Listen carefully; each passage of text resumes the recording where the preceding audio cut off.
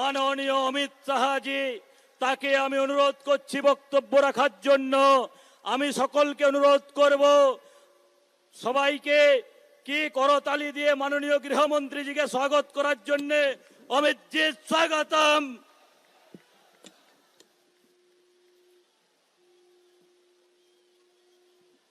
मेरे साथ बोलिए भारत माता की। क्यों भाई, बंगाल वालों की आवाज को क्या हो गया है? 24 में मोदी जी को प्रधानमंत्री बनाना है या नहीं बनाना है? जोर से बोलिए, बनाना है या नहीं बनाना है? 26 में बंगाल में भाजपा सरकार बनानी है या नहीं बनानी है? तो ऐसी आवाज नहीं चलेगी। मेरे साथ दोनों हाथ उठाइए, उठाइए दोनों हाथ, विजय के संकल्प का मुट्ठी भींचिए और प्रचंड आवाज से बोलिए भारत माता की, भारत माता की। मंच पर उपस्थित बंगाल भारतीय जनता पार्टी के अध्यक्ष श्रीमान सुकांतो मजमुदार जी, बंगाल में विपक्ष के नेता और भाजपा के वरिष्ठ नेता श्रीमान शुभेंदु अधिकारी जी, हमारे प्रभारी भाई मंगल पांडे जी, अमित मालवीय जी, उपस्थित सभी केंद्रीय मंत्रीगण, उपस्थित सभी सांसदगण, विधायकगण, भाजपा के पदाधिकारीगण और आज इस रैली में नजर भी नहीं पहुंच रही है वहां तक आए हुए प्यारे भाइयों बहनों माताओं और मेरे जिगर के टुकड़े जैसे युवा मित्रों, आप सभी को नमस्कार। मित्रों, सबसे पहले धर्मताला की इस पवित्र भूमि को, बंगाल की इस पवित्र भूमि को, जिस भूमि ने हमेशा भारत का दिशा दर्शन करने का काम किया, ये बंगाल की पवित्र भूमि को प्रणाम कर कर मेरी बात की शुरुआत करना चाहता हूं।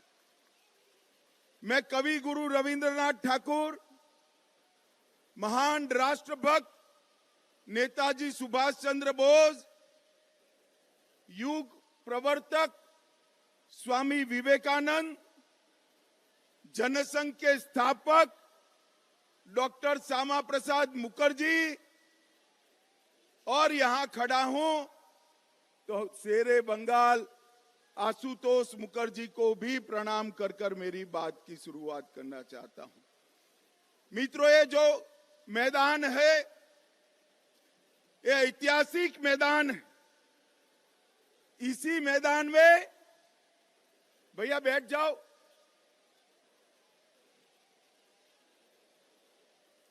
इसी मैदान में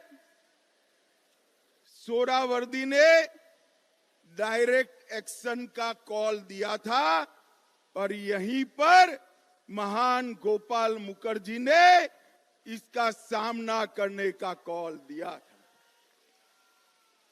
यही मैदान है जिसने पश्चिम बंगाल को हिंदुस्तान के साथ, भारत के साथ जोड़कर रखने का काम किया है। और मित्रों, भारतीय जनता पार्टी के लिए भी ये मैदान बहुत भाग्यशाली मैदान है। मैं इसी दिसंबर महीने में, नवंबर महीने में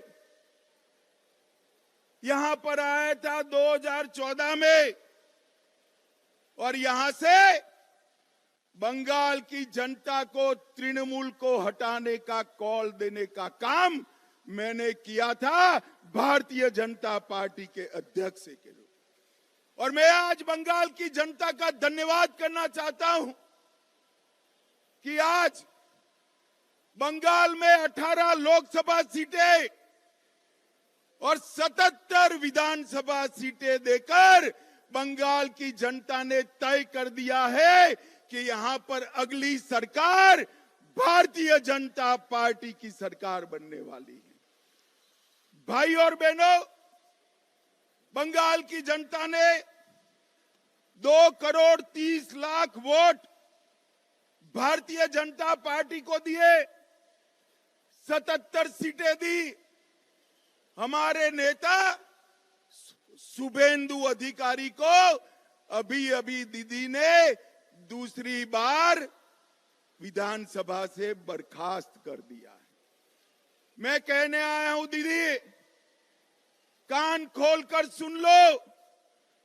शुभेंदु जी को आप विधानसभा के बाहर तो निकाल सकती हो, परंतु बंगाल की जनता को चुप नहीं कर सकती। बंगाल की जनता कहती है दीदी आपका समय अब समाप्त हो चुका है।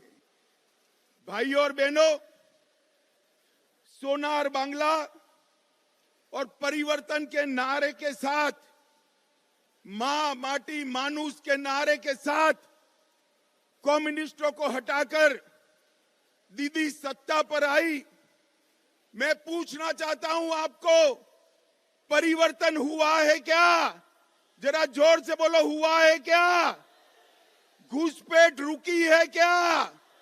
तुष्टीकरण रुका है क्या? पॉलिटिकल वायलेंस बंद हुआ है क्या? भ्रष्टाचार रुका है क्या? मोदी जी लाखों करोड़ों रुपया बंगाल को भेजते हैं। तृणमूल के सिंडिकेट वाले वो रुपया को बंगाल के गरीबों तक पहुंचने नहीं देते।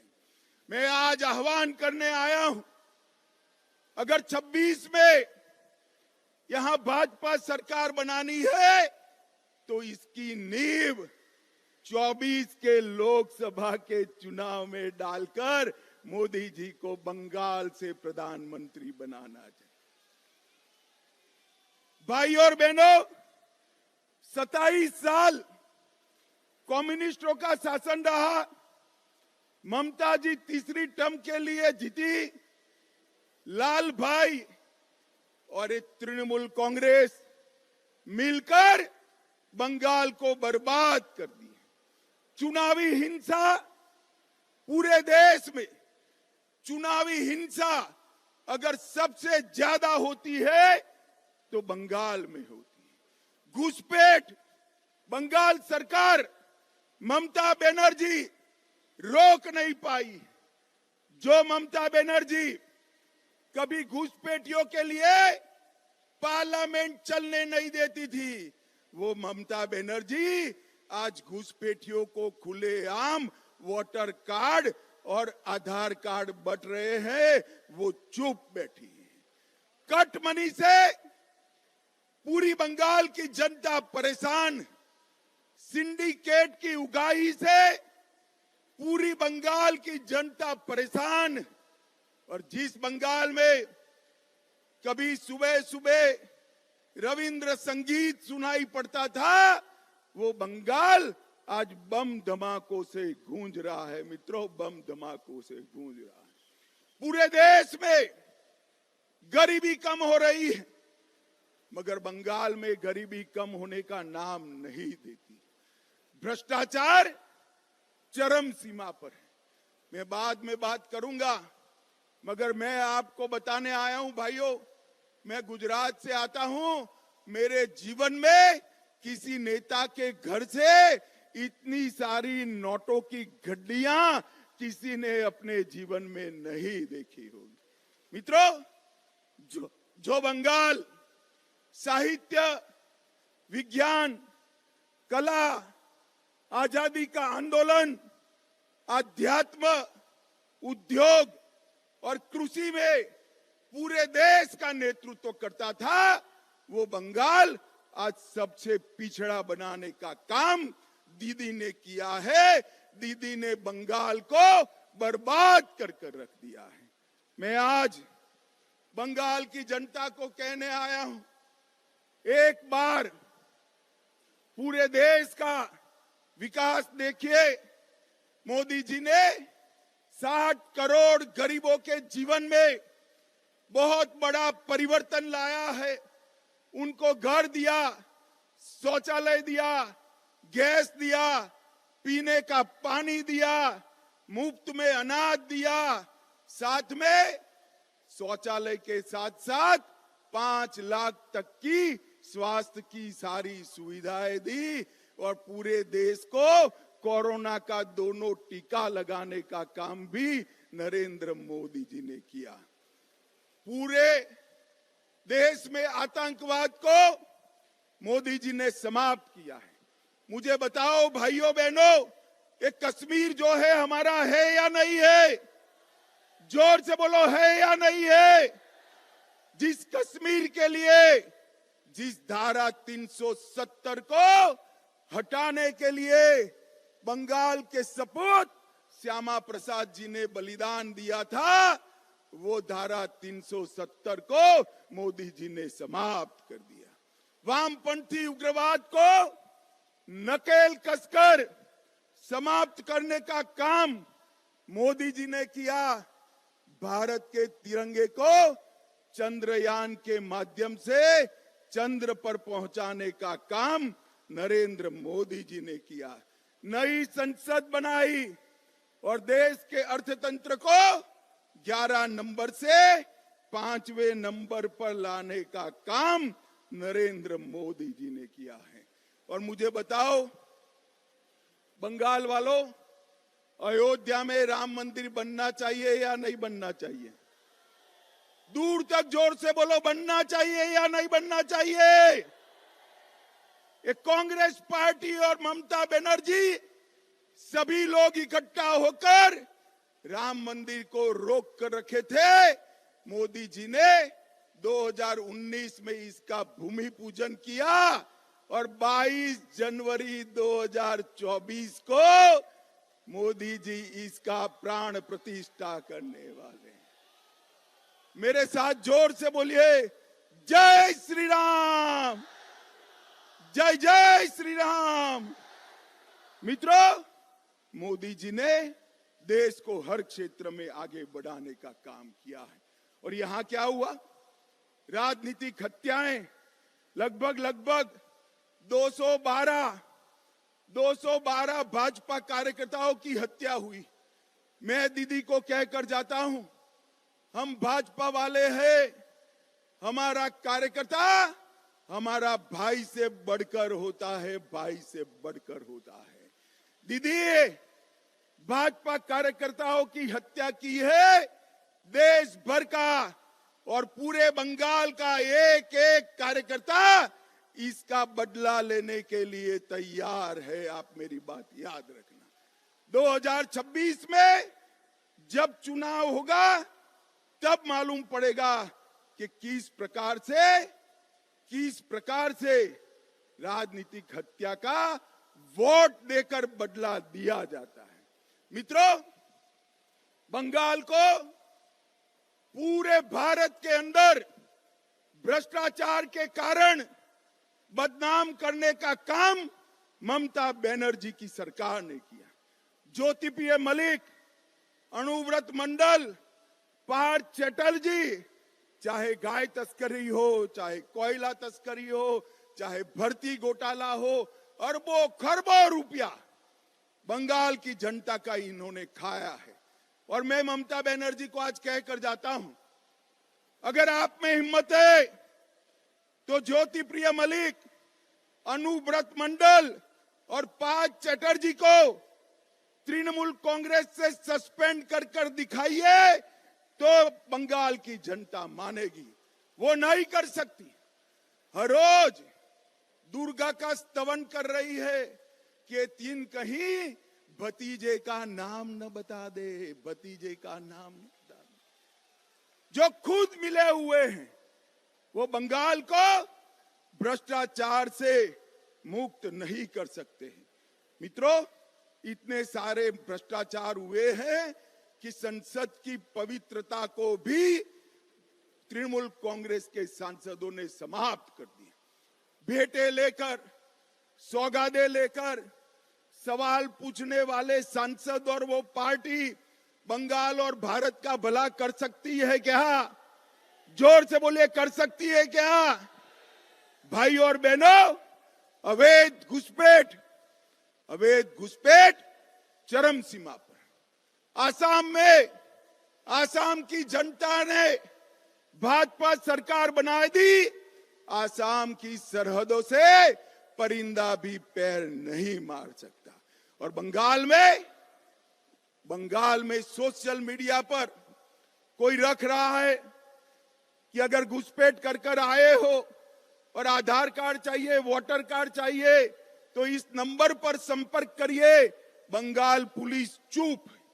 मुझे बताओ भाइयों बहनों, जिस राज्य में इतनी घुसपैठ होती हो वहां कभी विकास हो सकता है क्या? जोर से बोलो, हो सकता है? और इसीलिए ममता बनर्जी सीएए का विरोध कर रही है, सीएए कर नहीं दे। मगर मैं आज इस सभा में कहकर जाता हूं, ममता दीदी, सीएए देश का कानून है, इसको कोई रोक नहीं सकता और हम सीएए को लागू कर रहेंगे। भाई और बहनों, जो वहां से आए हैं वो सभी हिंदू भाइयों बहनों का इस देश पर इतना ही अधिकार है जितना मेरा और आपका अधिकार है।